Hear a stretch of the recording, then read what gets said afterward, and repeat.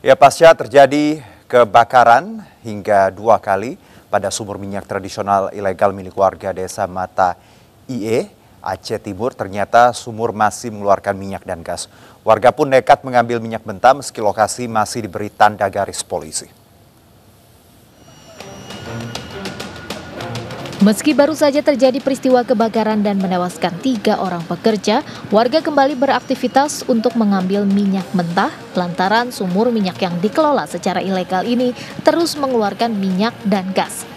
Sejumlah pekerja terlihat sedang menjedot minyak dari dalam sumur dan dialirkan ke tempat penampungan menggunakan mesin pompa. Ironisnya lagi, penyedotan minyak dilakukan dalam garis polis lain yang dipasang aparat polisi tanpa menggunakan alat pengaman. Untuk diketahui, peristiwa kebakaran pertama kali terjadi pada sumur minyak tradisional pada Jumat 11 Maret lalu dan mengakibatkan 3 pekerja tewas terbakar. Kemudian kebakaran susulan terjadi pada Sabtu 19 Maret 2022. Api diduga berasal dari knalpot mesin pompa yang digunakan untuk menyedot minyak mentah. Beruntung tidak ada korban jiwa dalam musibah kebakaran kedua. Saat ini aktivitas pekerja di sejumlah sumur minyak tradisional berjalan seperti biasa. Ratusan ton minyak mentah berhasil disedot setiap hari dan dijual ke Medan, Sumatera Utara. Dari Aceh Timur Aceh, Ismail Abda, iNews melaporkan.